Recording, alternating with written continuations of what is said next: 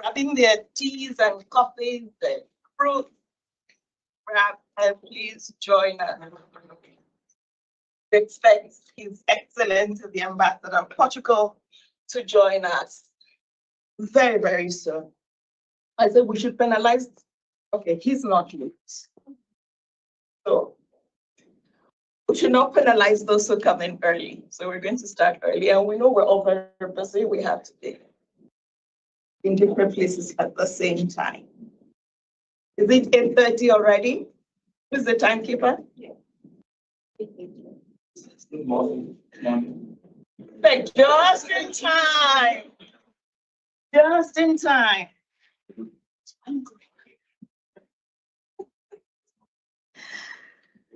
So it's 8:30 and we start on the dot. And we will wrap up, I promise, a minute before 10. So you get a 1-minute bonus.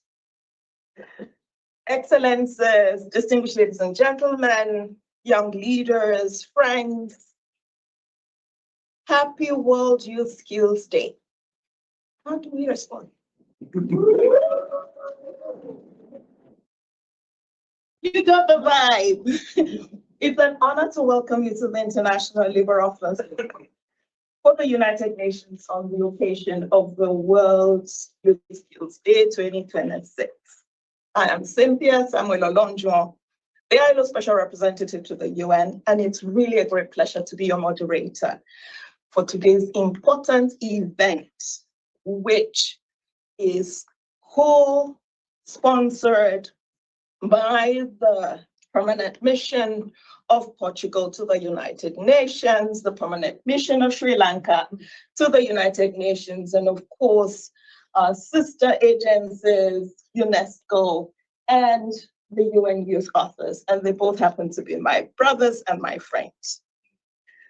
We're really grateful for the continued collaboration and unwavering commitment to this important agenda. As we start the opening session, I'd like us to please ponder on these 3 key reflections. First, World Youth Skills Day is beyond preparing young people for tomorrow's jobs. It's about recognizing them as essential partners in shaping today's as well as tomorrow's world.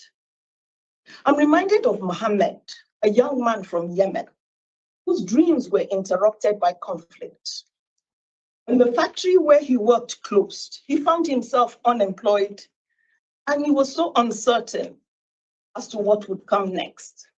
Through an ILO quality apprenticeship program, he trained in solar panel installation and maintenance. Mohammed acquired more than technical expertise. He developed the confidence to start over. He gained the entrepreneurial mindset to establish his own business, the resilience to overcome adversity, and the skills to support not only his family, but to contribute to his community. Looking back, Mohammed summed up his journey in a few simple words, and I quote him, "The apprenticeship has changed my life." Mohammed's story reminds us that the skills young people need today go far beyond mastering a particular occupation or technology. Technical skills matter. However, we also need core skills, core human capabilities that enable people to adapt, to solve problems, to communicate, to collaborate, to make informed decisions and seize opportunities throughout their lives. These are the skills that turn learning into opportunity and turn opportunity into decent work and decent work into social justice. So that's the first point to ponder. The second point is that the world of work is undergoing profound transformation. Across every region, young people are navigating extraordinary changes. Artificial intelligence is transforming how we learn and how we work. Climate change is reshaping economies and livelihoods. Demographic shifts, technology, Global uncertainties are changing the pathways to opportunity. And this complexity, one of them stands clear. Within this complexities, one of them stands clear. Young people are not only adapting to change, they are already helping to shape how societies respond to it. The ILO has long recognized the broader purpose of skills development. Convention 142 concerning human resources development calls on countries to design skills policies that not only prepare people for employment, but also strengthen their ability to understand and influence their working and social environment. And I'm really thrilled that the IOE is here, and we also have the ITUC represented, and kudos to them. The adoption of the groundbreaking Convention 193 on decent work in the platform economy, where governments, along with workers and employers organizations, have taken a historic step to ensure that technological innovation goes hand in hand with the protection of rights, with decent work, and with sustainable economic growth. Third, and the final point to ponder, young people need support to lead the process of building inclusive workplaces and societies. They need the confidence to make informed choices about their futures, the creativity to solve new challenges, the resilience to navigate uncertainty, and the values to ensure that innovation serves. They need the skills to prepare them for collaboration, for leadership, for active citizenship and meaningful participation in their communities. As AI automates more routine and analytical tasks, the capabilities that are more distinctly human become even more important. We're talking about empathy, communication, critical thinking, teamwork, intercultural understanding, ethical judgments, and the ability to build trust. All these are the fundamental human capabilities that are required for young people to be able to lead effectively in building the kind of societies and workplaces that we need. They enable young people to work alongside technology while ensuring that innovation remains grounded in human values and serves the common good. Excellencies, distinguished ladies and gentlemen, friends and colleagues, investing in young people's skills is ultimately an investment in more resilient, inclusive, and sustainable societies. By equipping young people with the skills required to realize their aspirations, we advance the commitments outlined in the SDGs and the Doha Political Declaration, which was adopted at the Second World Summit for Social Development. With these reflections, we will continue with the opening segment, and it will be followed by an interactive panel discussion. Thereafter, the floor will be open for comments and for questions. It will even be open for disagreements, as long as it's not violent. First, it's my pleasure to welcome His Excellency, the Permanent Representative of Portugal to the United Nations, Mr. Rui Vinhas. I got it? You got it perfectly. It's not easy at the first. We took lessons. I took lessons from him. And Your Excellency, you're invited to deliver your remarks. Thank you so much. Thank you very much, dear Cynthia. Thank you also for the good mood early in the morning. It's good to. And let me also start to thanking to organizers since 2014 that Portugal, Sri Lanka, the SG Voice on Youth, UNESCO and ILO, and more recently the UN Youth Office have been joining efforts to commemorate this day. And we welcome this year's theme, Skills for a Shared Future, which I have to put the glasses. I was trying to be young, but I'm not. Which aptly recognizes that preparing young people for the future requires more than technical expertise alone. Requires equipping them with digital, green, social, emotional, and civic competencies necessary to thrive in increasingly interconnected, complex, and rapidly changing societies. My country firmly believes that investing in youth skills is investing in social cohesion, economic resilience, democratic participation, and sustainable development. As artificial intelligence, digital transformation, and green transition reshape our economies and societies, ensuring that all young people can acquire relevant, future-oriented skills has become both an economic imperative and a matter of social justice. In Portugal, we have pursued a comprehensive approach to skills development that combines education, vocational training, digital inclusion, and lifelong learning.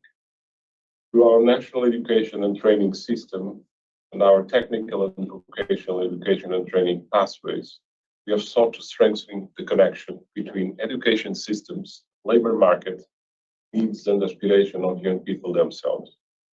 Portugal has also placed digital skills at the center of its national strategies. Through the recently adopted Digital Skills Pact, created into the Portugal Digital Strategy, we aim to ensure that by 2030, at least 80% of our population possesses basic digital skills, while simultaneously finding opportunities for advanced technological specializations in areas such as artificial intelligence, cybersecurity, data science, cloud computing, and robotics. This effort is being pursued through broad partnerships involving public institutions, educational establishments, businesses, and civil society organizations. At the same time, we recognize that the future of work will also require stronger human competencies. We therefore continue to promote educational training approaches that foster critical thinking, creativity, intercultural dialogue, civic engagement, adaptability, and collaborative problem solving. These skills are indispensable not only for employability, but also for strengthening democratic societies and promoting peaceful and inclusive communities. As we commemorate this day, World Youth Skills Day, we reaffirm that young people must be regarded not merely as beneficiaries of skills policy, but as active partners and co-creators of our shared future. Their perspectives, your perspectives, creativity, and leadership are essential to building societies that are more inclusive, resilient, and sustainable. Prosperous, by the way. Portugal stands ready to continue working with member states, the UN system, educational institutions, employers, and above all, young people themselves to ensure that every young person has access to the skills, opportunities, and support necessary to contribute meaningfully to our common future. Happy World Youth Skill Days to everybody. Thank you. Thank you. Thank you so very much.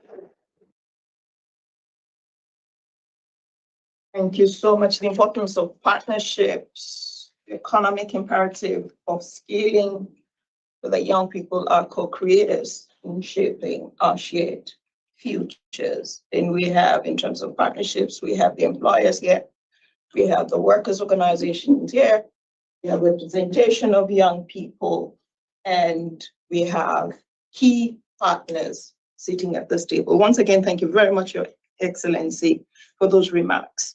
Now I invite Mr. Vitanash Chatura Pereira, the Deputy Permanent Representative of Sri Lanka to the United Nations.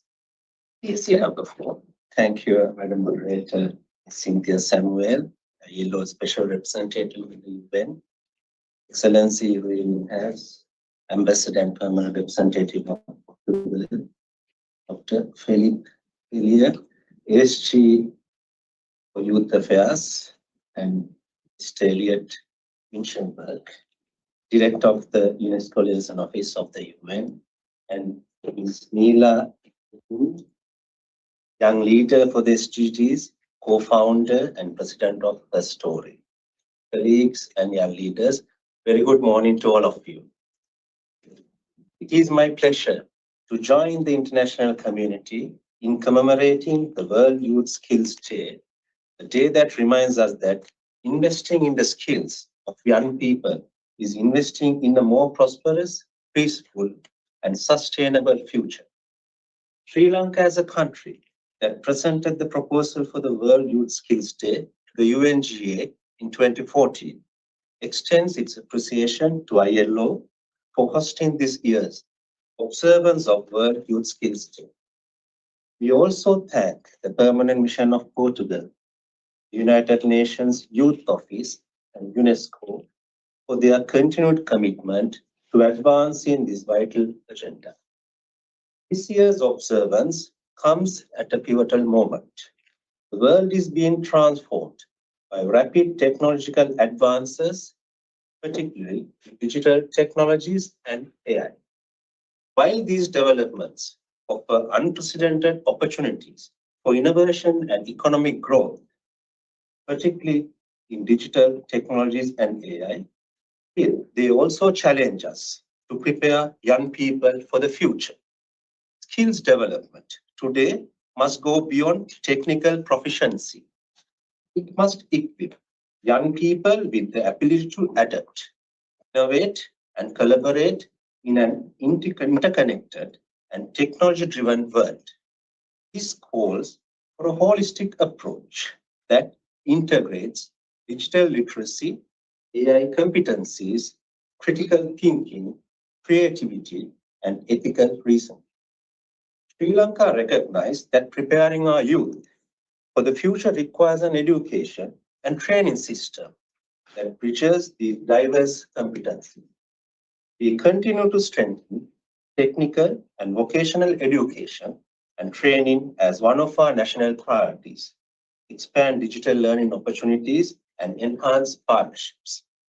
Our objective is to ensure that every young person in the country has access to quality, inclusive, and future-oriented learning opportunities. Similarly, international cooperation remains indispensable. By sharing knowledge, investing in capacity building, fostering innovation, and promoting equitable access to emerging technologies, we can empower youth to contribute meaningfully to sustainable development and SDGs. As we mark World Youth Skills Day today, let us reaffirm our shared commitment to equipping every young person not only with the technical skills that are required for employment, but also with the digital, AI, social and emotional, and intellectual competencies that will enable them to shape a future that is innovative, inclusive, ethical, and resilient. It is our collective responsibility to ensure that every youth possesses the knowledge, values, and skills that lead that transformation with confidence and purpose. In conclusion, I thank all participants and distinguished panelists for their contribution. Looking forward to hearing from you in the session. I thank you.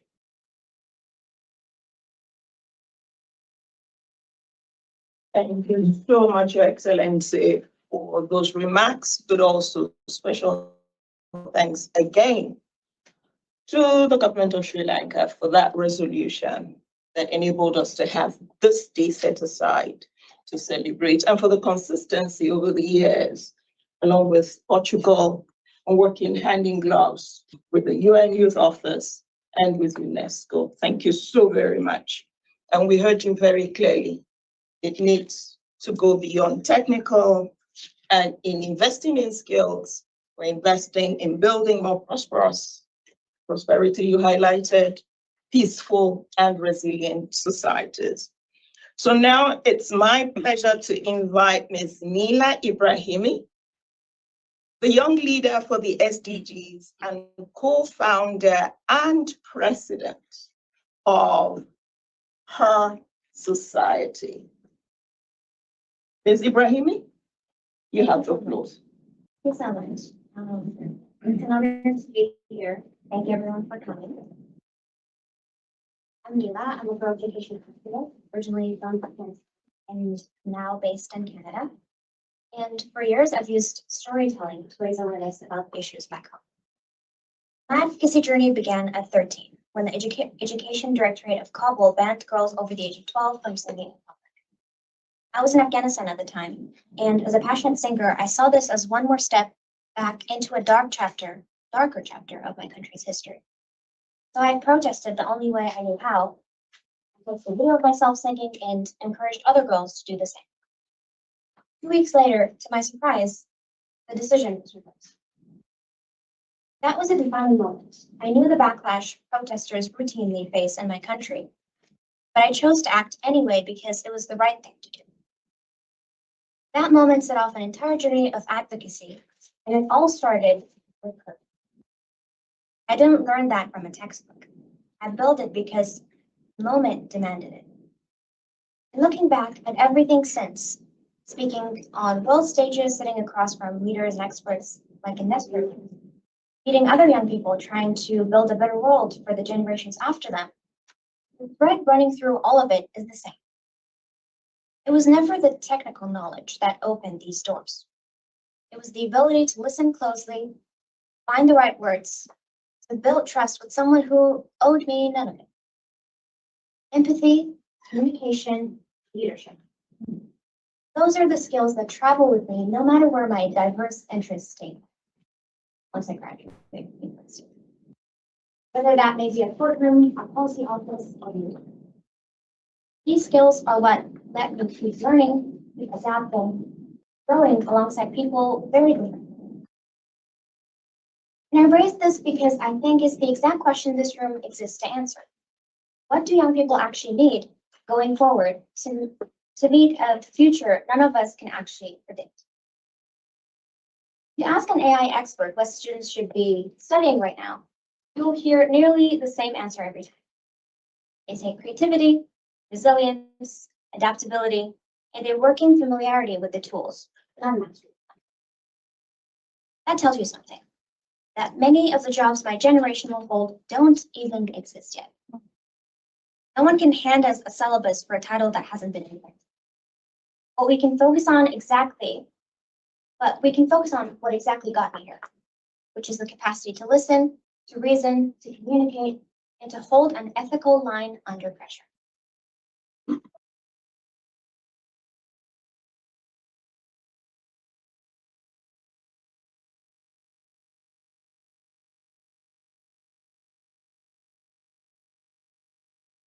However, AI is a tool and maybe a political one. That means the dangers are just as real. Disinformation, cyber attacks, threats to safety. This technology moves faster than most of our institutions can respond to it. And right now, its power sits largely with private companies with little regulation and even less international coordination holding it accountable. It's exactly why I don't believe AI literacy can be taught as a technical skill alone. Teach a young person to use the tool without also building their judgment, their empathy, their capacity to ask, should we, not only can we, and we will have failed the entire point of the education. Those human capacities are the foundation. So here's what I want to leave this room with. For years, our curricula have quietly ranked disciplines, placing STEM at the top and pushing the humanities to the margins, as though philosophy, ethics, literature, and history were a luxury rather than infrastructure. But those are exactly the disciplines that teach us how to reason through ambiguity, how to weigh competing values, how to ask what a technology should do, not only what it can do. If we are serious about raising a generation ready for AI, we cannot keep treating the humanities as optional. They are the training ground for the exact judgment this moment demands. None of us can undo the fact that AI is here to stay. That also means the direction it takes is still ours to choose. We can choose to use it ethically and for the benefit of everyone, especially the young people who will live with its consequences. Everyone.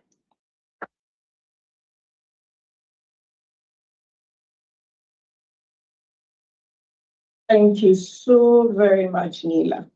First demand, I need that statement. You've raised a lot of very crucial issues.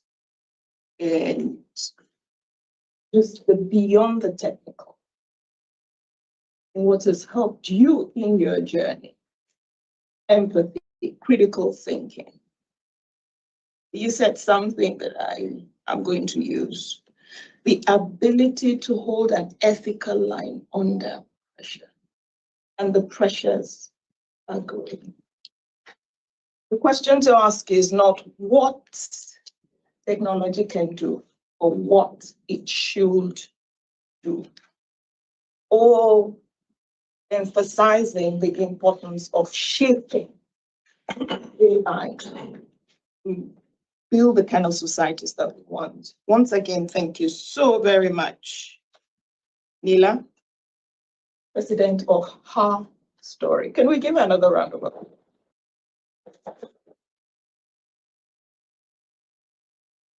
It's now my pleasure to invite Mr. Philippe Paulier, who's going to wear two hats. And the first hat he's going to wear is that of the Secretary General. So he's representing the Secretary General here, and we'll be reading the statement of the SG. And then it will be followed by his own reflections. And Mr. Philippe Paulier is the ASG for Youth Affairs and head of the UN Youth Office. You have the floor, Philippe. Thank you, Cynthia, and good morning, everyone. Thank you for joining us early this morning and also during very busy times at the UN. So it's great you made the choice this morning to come here and to join this important. I think more than celebration, it's an opportunity to really reflect on a critical topic and where we are, and also have this panel discussion with the audience also about what are the challenges ahead. So thank you, Cynthia, for hosting us one more year in your house, in ILO's house here in New York.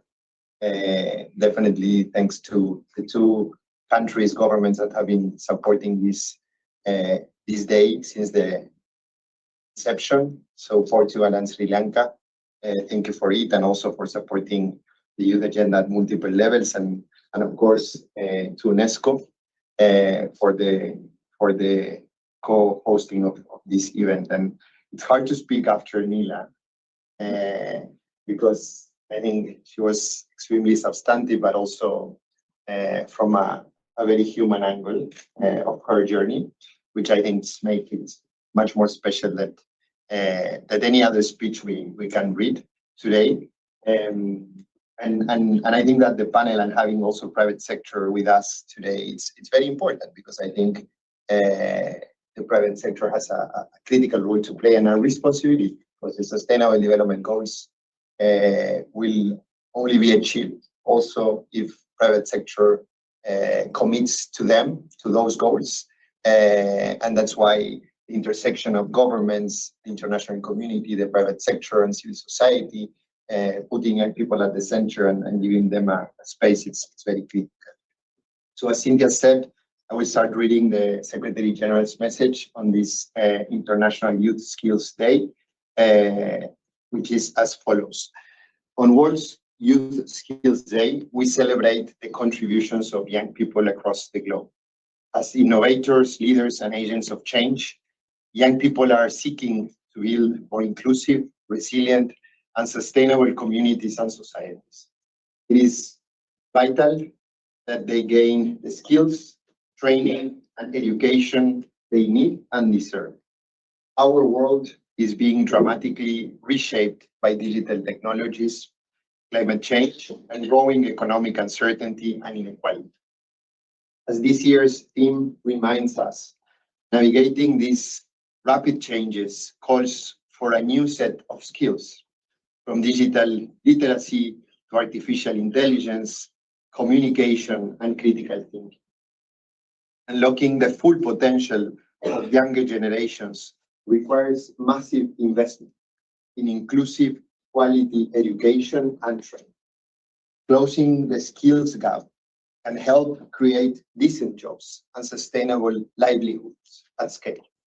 On this World Youth Skills Day, let's commit to equipping young people with the competencies our changing world requires, so they can help to build a better tomorrow for all. This concludes Secretary General's message for this year International Youth Skills Day. And the Secretary General message speaks to something I have experienced myself in my own journey. I grew up in Latin America, in Uruguay, and I was trained as a medical doctor. Now I have a different career path. But at that time, when I was trained as a doctor, I learned the importance of problem solving. I was trained also in analytical thinking. And even now, I'm doing something very different.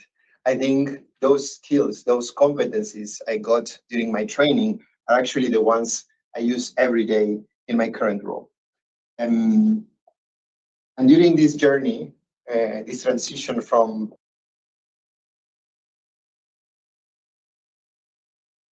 medicine into more public service, and now as an international civic servant,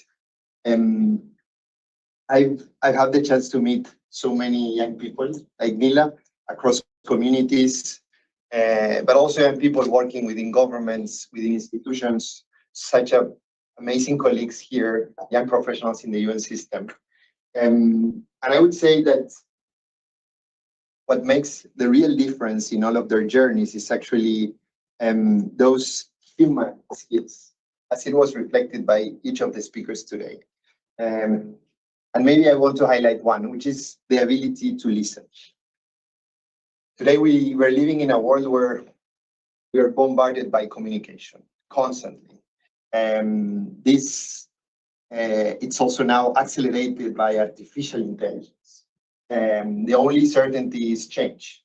And that's why I think more and more, as Nila was saying, we need to go back to the basics. We need to go back to the human skills that train us also to identify which are the lines between what is morally acceptable and not, what is ethical and what is not.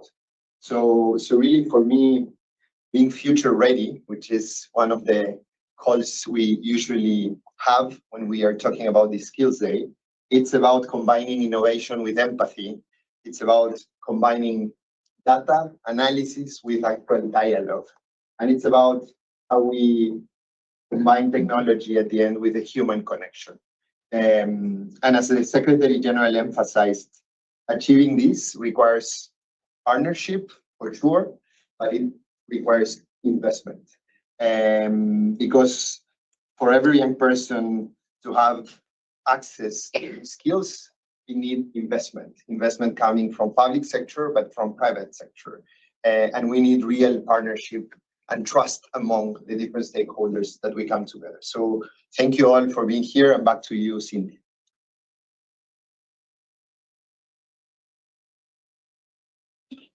Thank you so much, Felipe, in your two capacities. And the issue of partnership has come up again. And the fact that you emphasize the engagement of the private sector. We have the employers, we have the trade unions, we have the youth organizations represented, and other key stakeholders. And even within the UN, no one institution can do it alone. We have to work very well together. And so it's my pleasure to invite not a partner in crime, a partner in virtue. UNESCO is a dear colleague and neighbor. Mr. Elliot Minchenberg is the director of the UNESCO Liaison Office to the United Nations. Elliot, you have the floor. Thank you very much, Cynthia, and good morning, everyone. Thank you for joining us today on this very hot day. You know, it's not in my speech, but reading about this year's theme, Skills for a Shared Future, I cannot help but think, what future can we hope when our planet is burning? Climate change is the defining challenge of our time. No doubt about that, we all know it. And we absolutely need to equip people with the skills to address climate change. If we want to build a more sustainable world, It's not an option anymore. It is a necessity. UNESCO is very pleased to join Portugal, Sri Lanka, ILO, the UN Youth Office in organizing this meeting again this year. And I want to express my deep appreciation to Portugal and Sri Lanka for your leadership and for keeping this important topic high on the agenda of the United Nations. This is essential, and we're deeply grateful to you for doing that. For more than a decade, this annual celebration has highlighted the energy, the creativity, and the potential of young people around the world. Yes, yet the world facing young people today is profoundly different from the one we knew when World Youth Skills Day was established in 2015. I just mentioned one of these very challenging issues that we have to face today. We are living through a period of unprecedented change. Technological innovation, as was mentioned by previous speakers, especially artificial intelligence, is changing deeply how we learn, how we work, how we communicate and participate in society. These change creates exciting opportunities, but they also bring new challenges.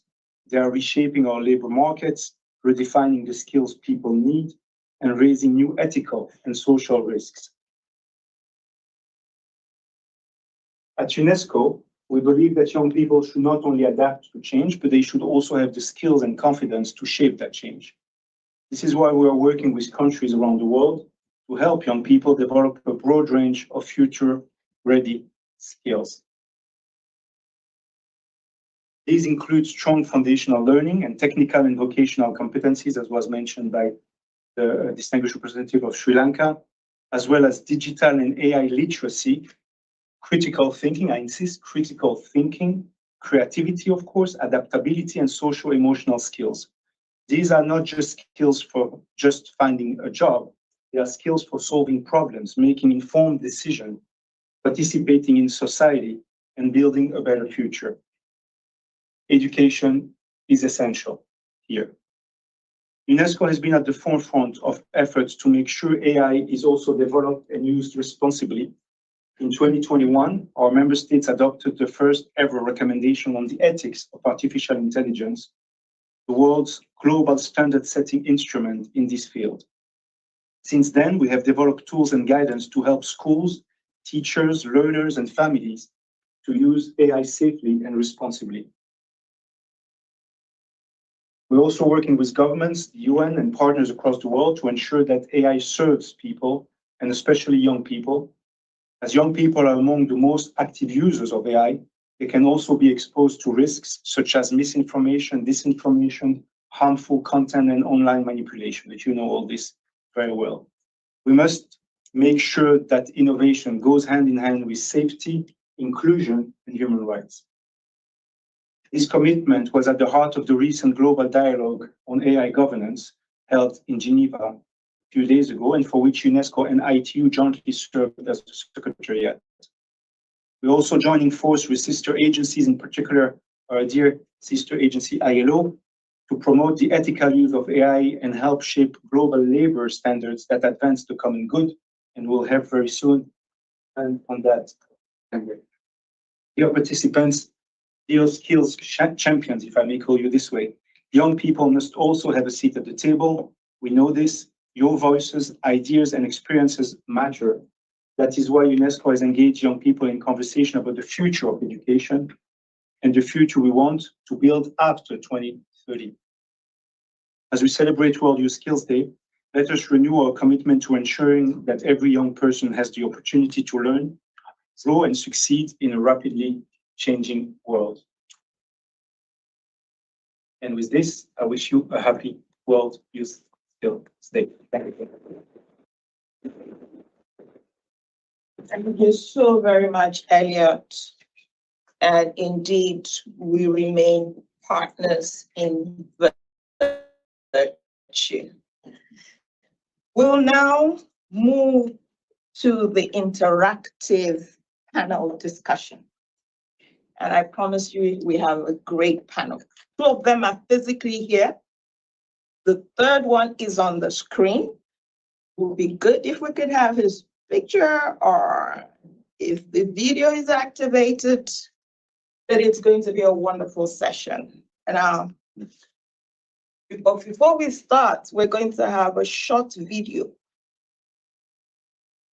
that illustrates how skills development can help to transform young people's lives and open new pathways to education, to employment, and to opportunity. I believe the video is ready. Thank you so very much, Elliot.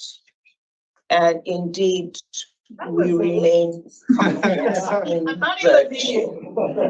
We'll now move to the interactive. Every journey starts somewhere. Not certainty or the answers, just with the first step, a first practice, a first skill, because every skill unlocks confidence, courage, opportunity.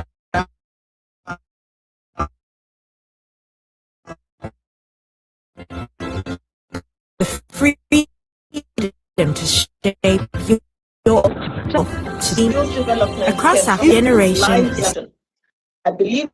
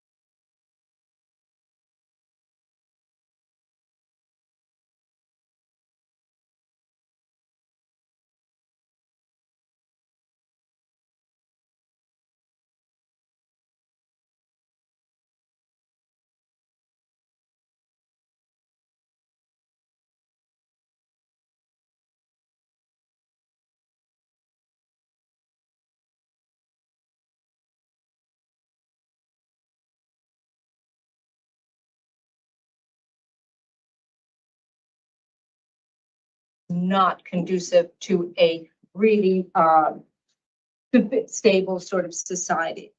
But employers need to be at the table and need to shape what the education is, and just not just to receive the graduates. Again, 60% of employers expect to transfer their business because of AI. 85% of employers plan to invest in work scaling programs and reskilling programs. They're absolutely obliged. And 70% expect to hire staff with entirely new skill sets. Employers know what the skills are that are emerging. They don't know everything, and we all have to be very humble. The AI world, we all do not know. But educational systems are not necessarily keeping up to track.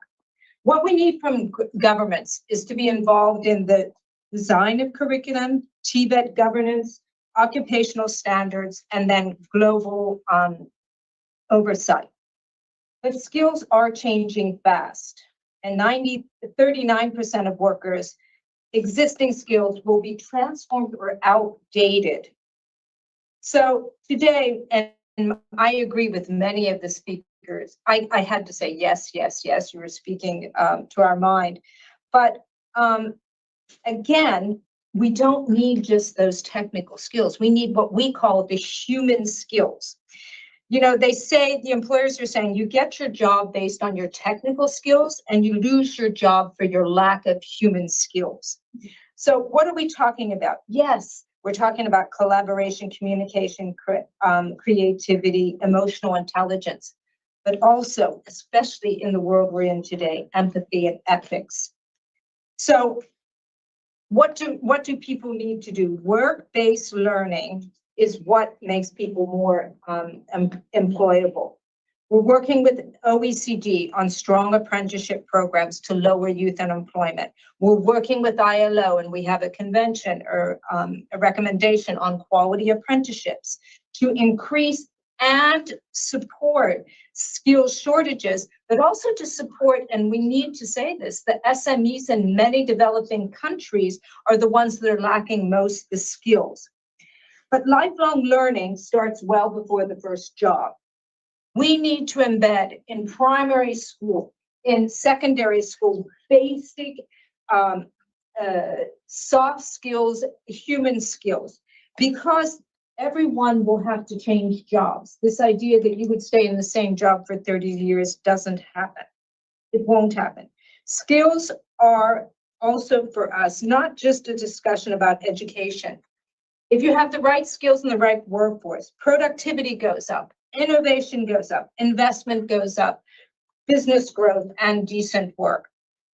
Now, I think that skills participation in our work and employers being involved as genuine partners really help identify some of the new things like micro-credentials. And I must stress, employers are not interested in degrees. They're interested in really the skills. So I'll close here, but just to say that the one thing that I've learned in all of this, we have to be all working together on this, because this is something we all agree on. And if we don't get this right, we are going to have serious issues in the next 5 to 10 years. So thank you. Thank you so very much, Shay, for that.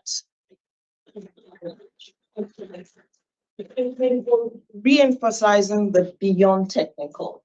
I like the statement you made. You get your job based on your technical skills, or you lose it based on your human skills. And this is consistent with all that we've heard, particularly from Gila, in terms of the importance of those human skills and competences. And you talked about genuine partnership.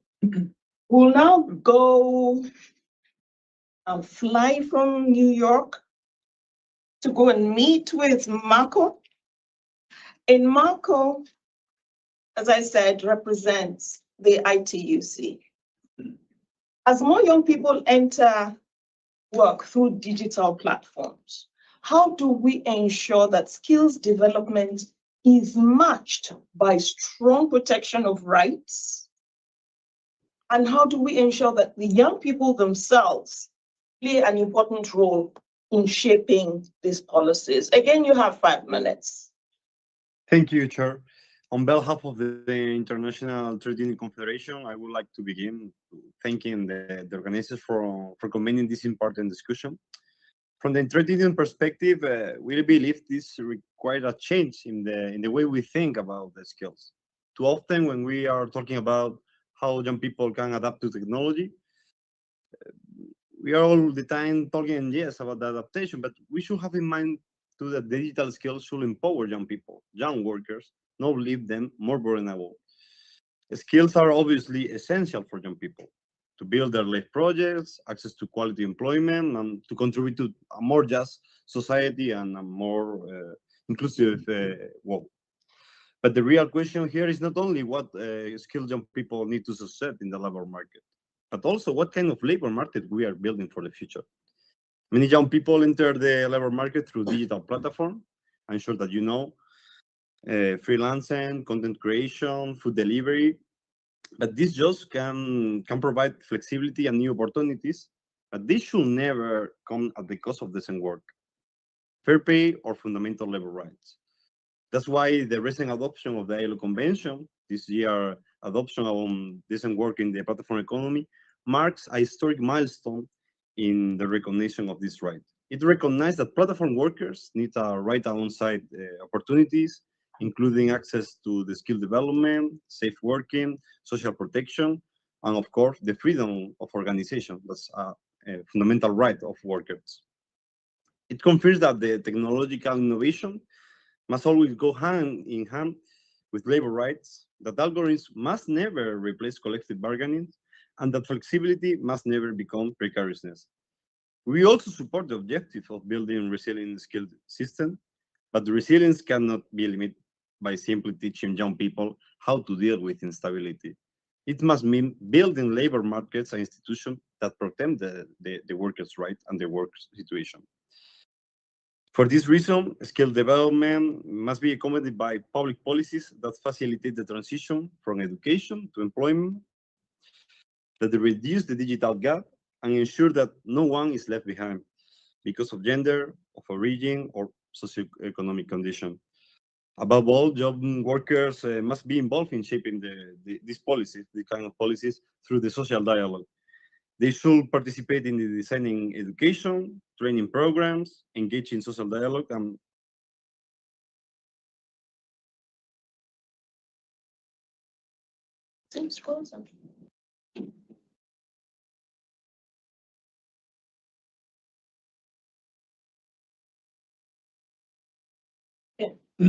Go and freeze, Marco. Technology. Okay. I'm looking at my advisors. Okay, hopefully we'll get to unfreeze him and then hear what he has to say because we're really keen to hear it. But we'll quickly now move, and sorry about that, we'll move to our last panelist who is physically here with us and is definitely not frozen. Annalise Dow. Annalise is the S&P Global Representative.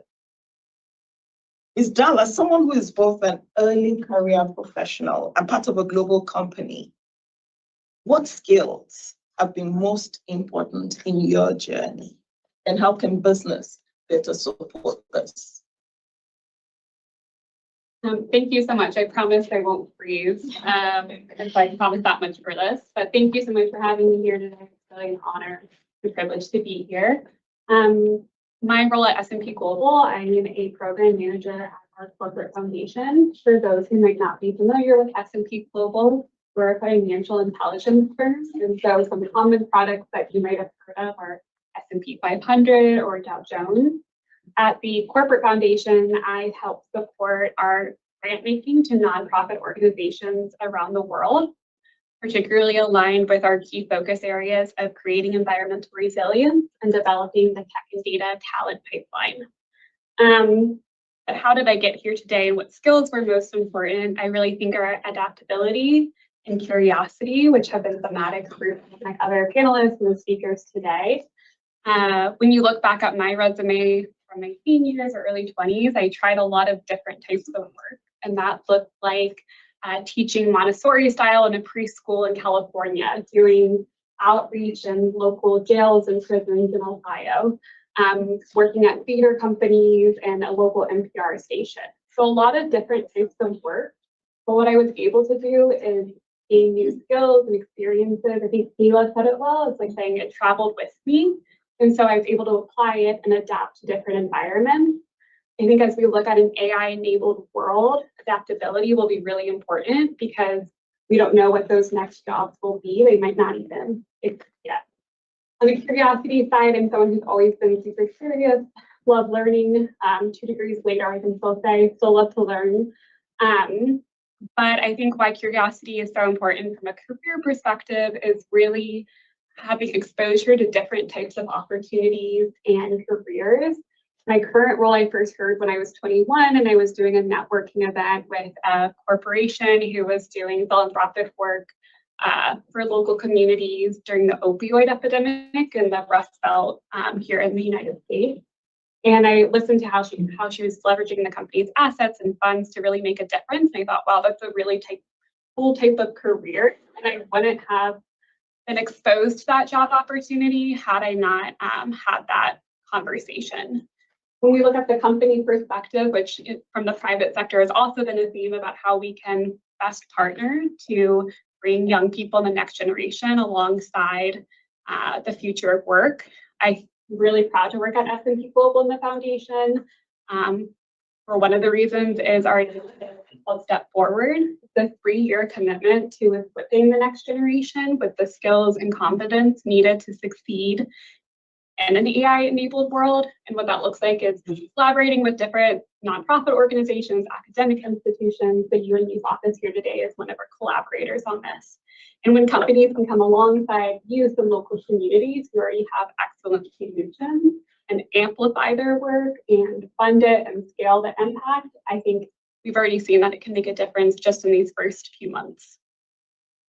Thank you so very much, Annelise, and I'm happy you didn't freeze and you shared with us the importance of the collaboration between companies, with organizations in supporting young people, not just for the now, but for the future.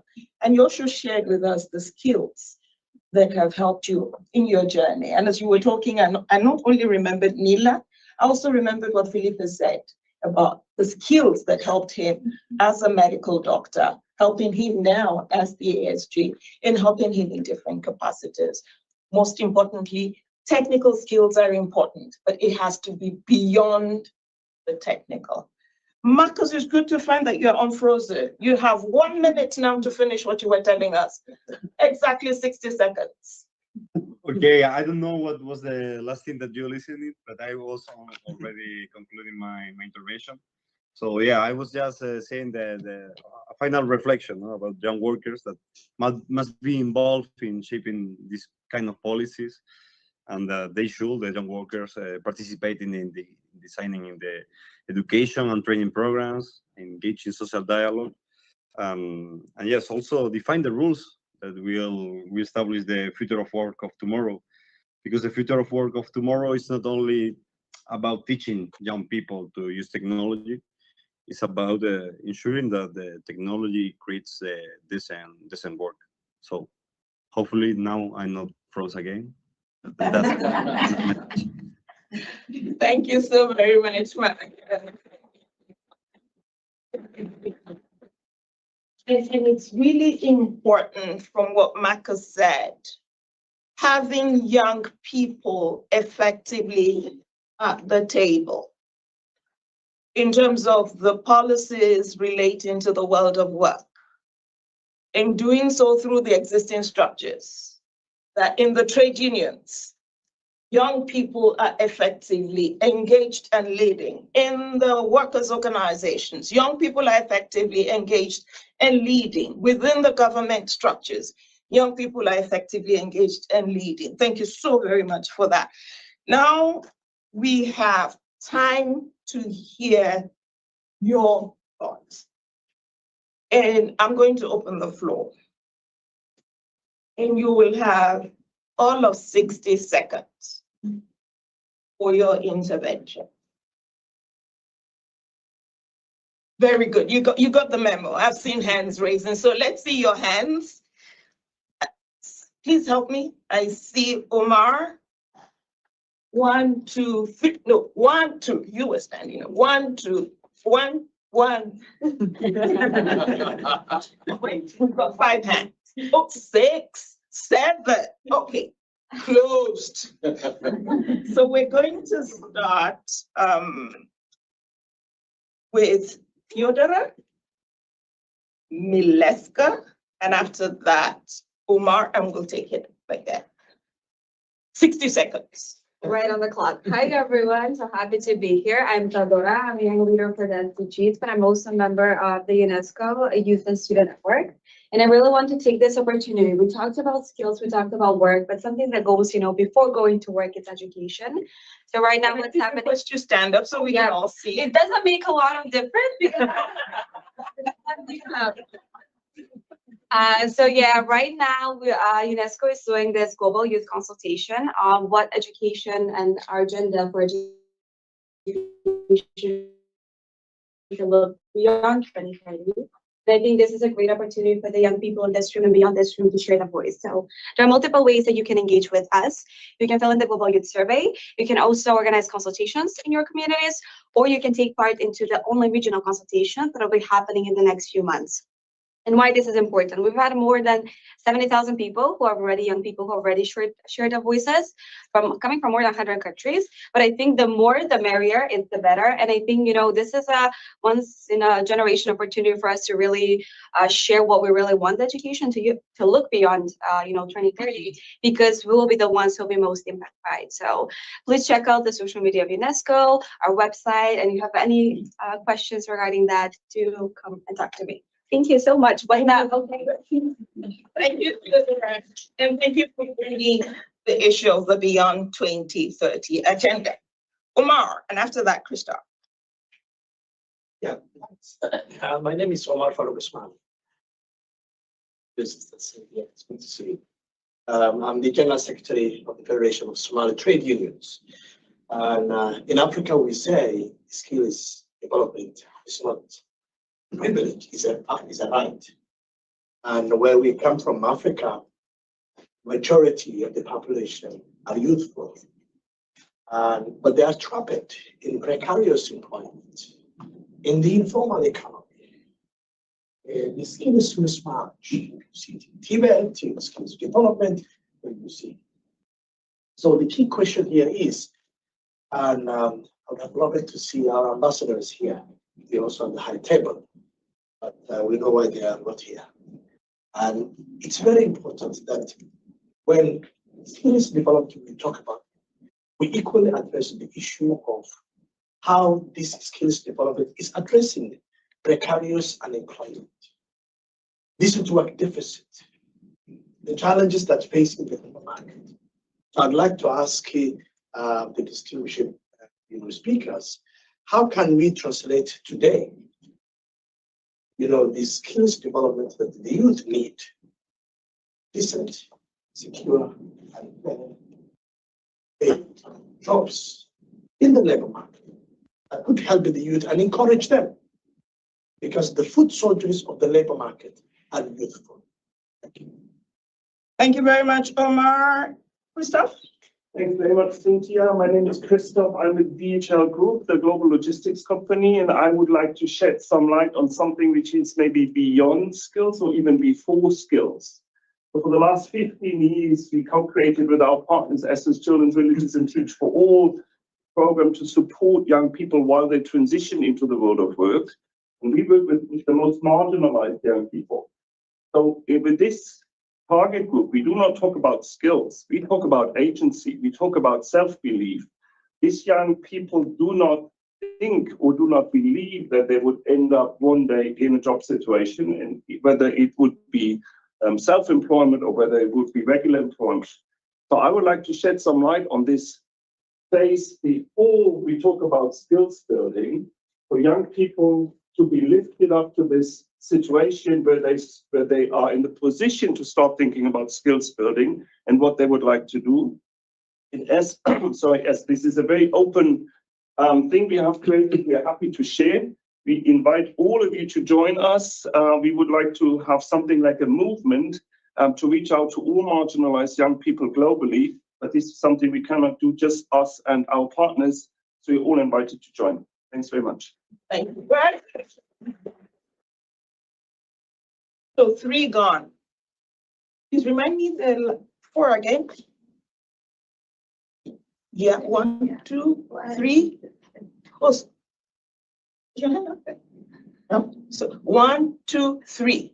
Also, it's not 4. We only have 3. Great. So you. Okay, so mine is What's your name? my name is Tanatsa, and I'm one of the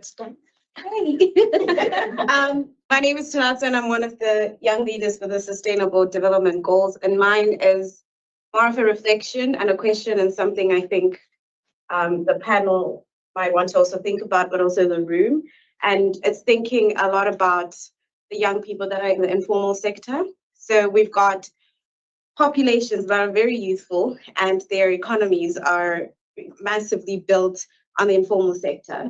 And young people in these economies are forced to be resilient, they're forced to be creative, they're forced to be innovative and have all these skills that go beyond the technical skills, not by choice, but because that's how they have to survive. And I think it's important to think about how do these young people transition into decent employment, because they're already living these realities. There's a joke we often make in our youth spaces when we think about the young people that are founders of initiatives or advocates. And we always say, when you're a founder of something, you get the finance skills, you get the technical creative skills. Like I think all young people in this room know how to use Canva. Like we all become graphic designers in some form of way. You get the marketing skills. And I mean, I did psychology, and I feel like I've done all skills they may be, because you're trying to push your dream forward. And sometimes it's not even because there are many options. It's because that's the only option there is. So I think when we have these type of conversations, it's important to think about how do we create spaces for those young people to transition into the decent employment and to get those opportunities. And lastly, I would like to just say that when the young people do get the seat at the table, are the people that are making decisions ready to share that space with them? I think that's the most critical thing to think about. And that the issue of informality is recurring. It came already in looking at the youthful population in Africa, which could be a great asset, but if not effectively skilled, could be a major. Is it gunpowder? Is it keg of gunpowder? How do they say it? It could smolder. It could blow up. Yeah, very, very important issues that you've raised. And when young people are at the table, are they really at the table? As you rightly said. So we have 2 more. Yes, and that's the last. 1 minute, please. One in the back. Sorry, who's at the back? Was your hand up initially? No, that's okay, you please.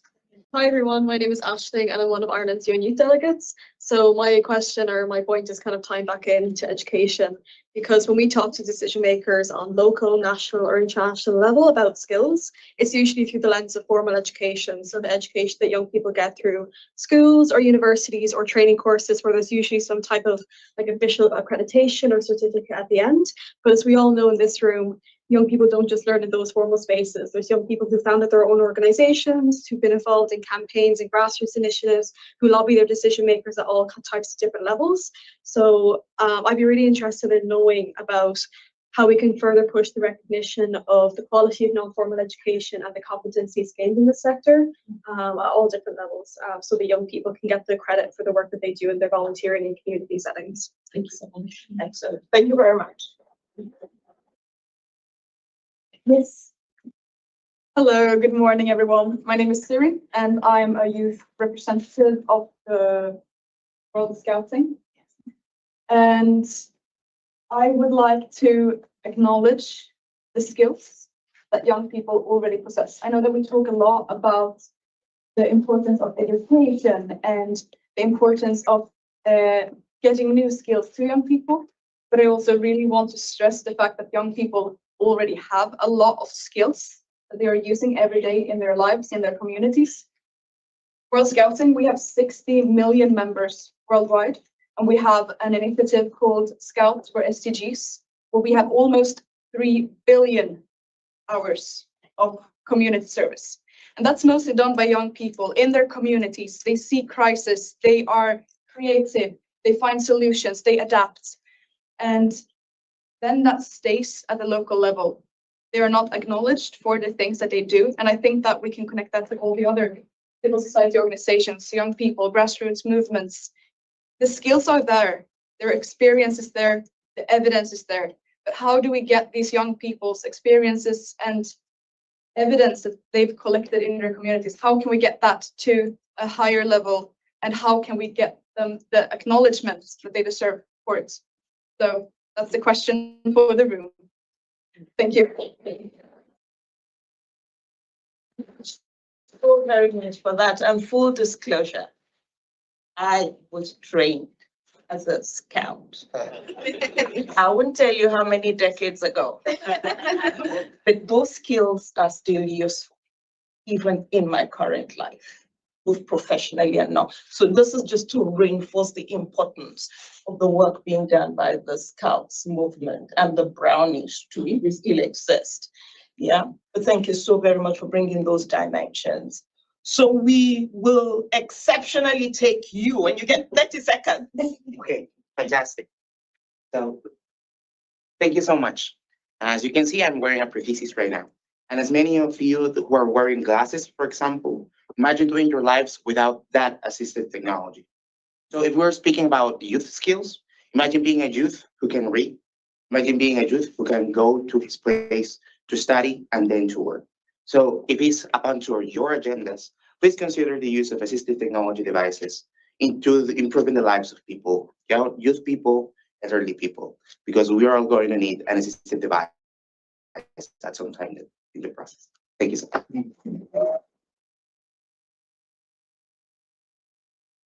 Thank you so very much for bringing that very important dimension. We've had the questions, the comments, the information. Now I'm going to go to the panel. And each of you has 90 seconds to respond to the issues that you choose that have been raised. And I'll start with you, Marco. 90 seconds. Well, thank you very much. And thank you for the intervention. I think that was really interesting. I think that, when we are focusing on the youth skills of tomorrow, we can see in this room, not in this one, but yeah, we can approach it by different perspective of the young people. My final message will be again, it's not only about the skills to develop our careers, to develop our situation in work. It's more about how the workers can maintain the labor rights of in the future of work of tomorrow. So yes, skilling is not just about to improve our efficiency. It's also about to maintain our rights and to improve our labor rights too. You're frozen again. Okay. Shit. I know the issues around informality resonate strongly with you. The transition from informality to decent work. And then you pick any other issue you want to address. 90 seconds. Okay, so very quickly, informality is one of our biggest issues. Sub-Saharan Africa, you're talking about 90% of the countries, workers are in the informal sector, but it's just not in Africa, it's in every country. So IT is probably, I would say, what's happening in AI is probably the most important part, because the most important thing is to get these companies registered. And we're seeing huge progress in getting SMEs registered. And then eventually, what's really important is those companies start paying taxes and you increase domestic resource mobilization. Egypt went and increased their tax revenue by 40% by digitalizing the registration of SMEs in the country and giving them tax benefits of paying 1% on taxes. I mean, these are the kind of incentives that work. So we're seeing a change. However, it's a very serious issue. I would say also access. What concerns me more is we're all talking about now the fifth industrial revolution. Now, in particularly Africa, we could leapfrog and leave the second, third, and fourth and get to the fifth. But with 2.3 billion people without any access, that's not going to work. Now, what's very interesting is we're doing a project with Microsoft on skills for SMEs. We're oversubscribed. And somehow people are finding ways to get into villages where there's a computer and they can take these programs. So there's a thirst for these kinds of programs, but we're not getting it. Lastly, and I'll be very quickly, skills recognition. We couldn't agree with you more, particularly for the immigrant population. People moving into countries, we hate to see a doctor as an Uber driver.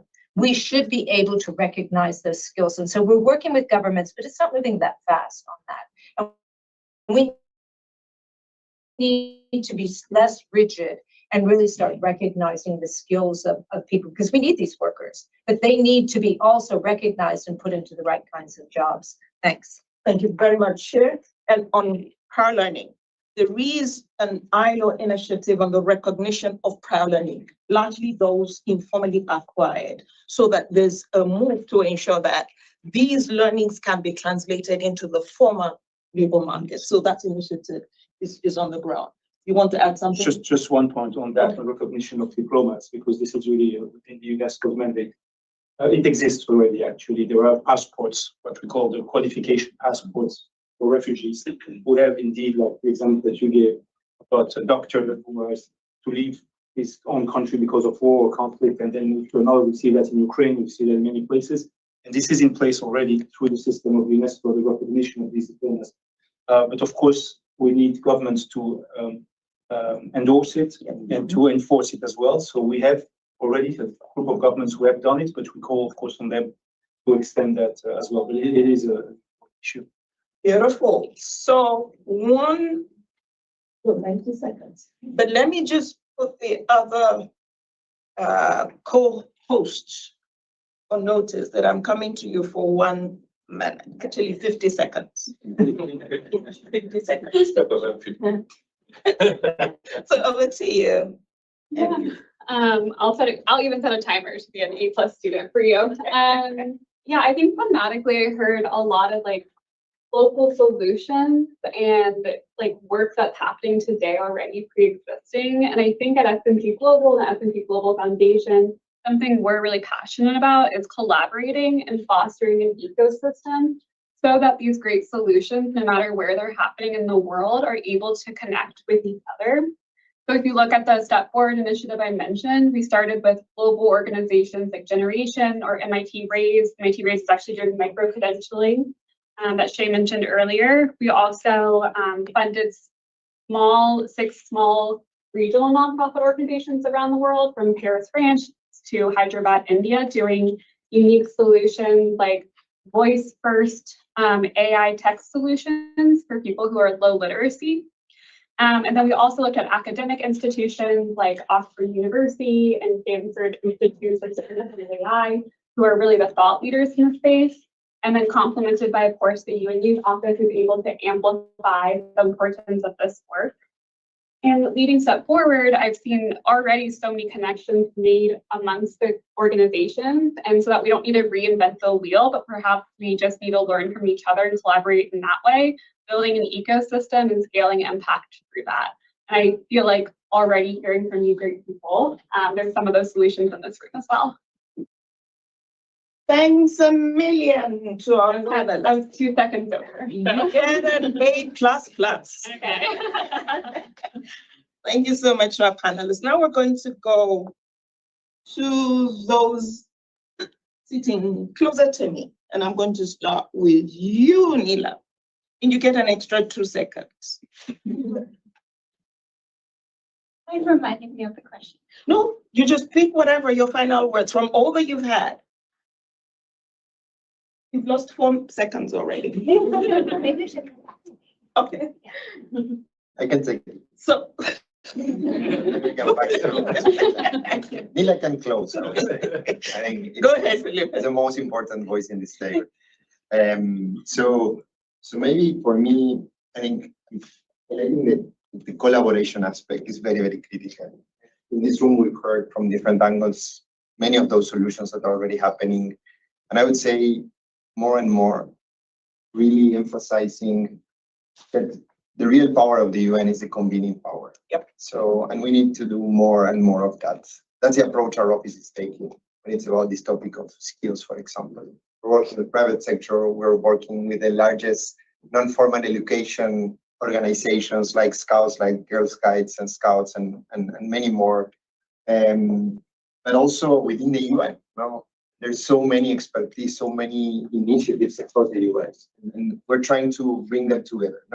And allow me just to highlight one of those big platforms of the UN, one that brings the family together, powered by UNICEF, but Generation Unlimited is one of those huge platforms that is in 52 countries, really driving, mobilizing not only global, but also private sector at the national level with the governments, with the UN in the countries. And it's about this transition from learning to art. So thank you very much. Thank you, Felipe. You took 2 extra minutes, and I'm going to take it from Nila. No, not for Nila. Yes. Thank you. Well, a privilege to be here. I learned a lot, and I also listened a lot, but I will convey also to my government. But my message, my final message would be a kind of positive message. I mean, the future has always been a big unknown to any generation, not only for yours. I mean, I just want to remind you, for instance, the generation of my grandparents in Europe. They lived the Second World War in European soil. No one had a clue when the war will finish and what will be the world after the war. My parents in Portugal, they lived most of their lives, or a significant part of their lives, under the dictatorship of Salazar in my country. No one also had a clue when the dictatorship will finish and what will be the world in Portugal after that. In most cases, we overcome that with positive, and the world was better than it was before those for the dictatorship in my case. So this is to say that, I mean, we should look to the future positively, although there is lots of anxiety because we don't know what will be the future. The second on SDGs. The SDGs are something that we have never been in the history of mankind. It's such a huge collective task. So it's also a positive message that we should not be so negative with the fact that we are off track, because we have never done so. We are saying, how should we produce energy? I mean, any revolution in the past, the Industrial Revolution or so, no one decided collectively how to do this kind of thing. So there's also in SDG some kind of aspirational component. But the ideas and the targets are very positive. It's to develop the world and to be a better world. The only thing that I have to admit that I'm not so optimistic is about AI. Not because of you and not because of us around this table. I think our governments and the multilateral system are trying to give the best and more effective answers to this challenge. But the people that control companies and are developing AI, I'm not so sure if they are on the same page. Thank you very much. Thank you. Now we'll go to Sri Lanka. Thank you very much. First of all, I was thinking, now we have a platform here, right, to discuss this. So we should give credit to the diplomats from Sri Lanka and Portugal and all the secretariat staff who served here maybe 10, 20 years back. They thought this, in a decade ago, and they have created a platform. So the credit should go to them as well. And this is the concerns that we have discussed. It's not only a matter for the youth as well. Because as a father, I have doubts about my children getting proper employment in future. So we have a platform within the UN to discuss. So we can't find solutions for these problems as silos, right? Everybody need to get together. So I think UN has created that platform. It shows the significance of the UN. So the multilateralism is really important when you're planning to find solutions in future. So I'm really glad to listen all to your views, and we should have more discussions on this representative in future as well, to find solutions which are helpful for all of us, not only for the youth, but at the end of the day, it will sort issues or the concerns of the adults as well. Thank you. Thank you very much. Because you get 20 seconds, because you already had 30 seconds. Absolutely. Thank you, Cynthia. So maybe just to thank you all for sharing your thoughts and ideas here. One last idea to share is that we do ask you to adapt and to be agile and to have these skills that we mentioned. But I think it's important to remind that you and governments need also to adapt and to be more agile as well. We're doing our best to do that. An example is the review of education. What education for the 21st century? What will we need in education? We know that our education systems are not adapted to the realities of today, including the job market. So we do our best, but we need to do more. And I want to thank also Felipe for pushing that as well within the UN to adapt more and to be more agile on these issues, and for governments and sister agencies for doing this with us. Thank you. Thank you. You have your 50. Thank you. I just want to thank everyone for coming here, and I'm really grateful for having a seat at the table.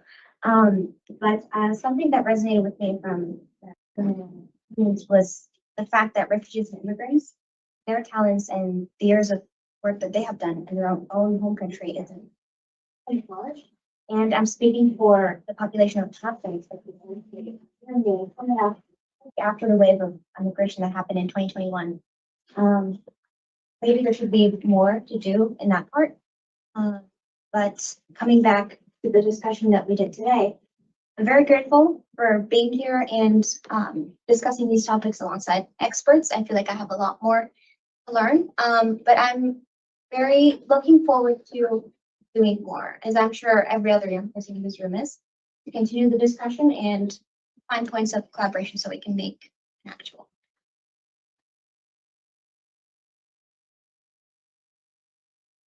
Thank you so very much. Yes. 1 minute. And I promise I will finish 1 minute before 10. And we're going to keep that promise. This has been a very rich conversation. Really, really rich, substantive, from different dimensions. Christophe talked about the preschool environment, those young people at risk who are in SOS villages. Talked about persons with disabilities who need assisted technology to be able to engage. We talked about refugees, you brought that dimension. So we've had the opportunity looking at different dimensions. We've identified what the challenges are. The statistics on NEET is worrisome. Really worrisome. Young people who are not in education, they're not in employment, they're not in training. Significant. Talked about informality. We've talked about the multiple crises, but we've also talked about the opportunities, the good news, the good things that are happening, the skills that young people already have, the examples of the skills that have helped with different transitions from Nila, from Felipe, and I'm sure we can all give our own examples, including from Zimbabwe. So what is important is for us really to fully utilize the spaces. Felipe, you talked about the convening power, and was also mentioned by the DPR from Sri Lanka. Multilateralism. Multilateralism works. It does work. It not only worked it is still working. On the 12th of June in Geneva, on an issue that is so difficult to get consensus on. Employers, workers, member states from all the regions agreed on a historic landmark convention, 193, that technology must serve people. So let's move with the energy, with the information, with the learnings, with the networks that we have built today to make sure that we contribute to changing things, to moving the needle. Once again, it's really been wonderful hearing experiences. The technical skills are important, but it has to be beyond technical skills. And I go back to what Shea said. The technical skills get you your foot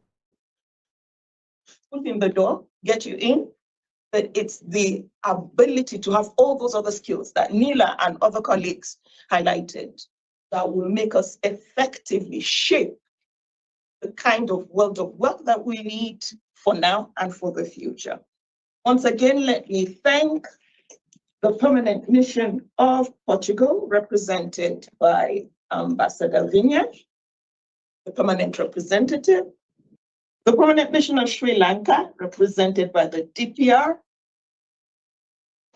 my partners in virtue, Felipe and Elliot, and my new best friend, Nila,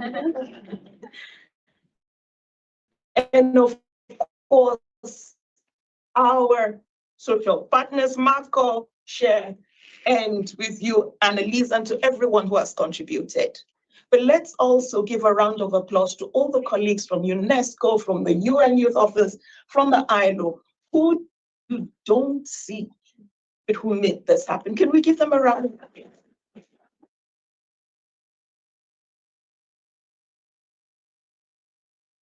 So with that, we have ended, and it's 1 minute. So have a wonderful day. Thank you so very much.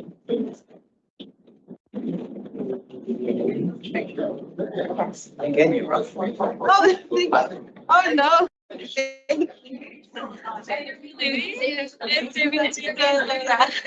need to rush to go and do a report.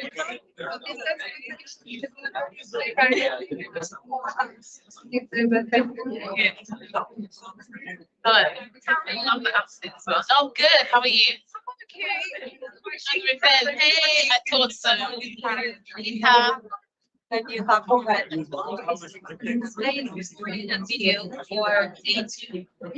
And when I said it, I realized that I was probably sorry.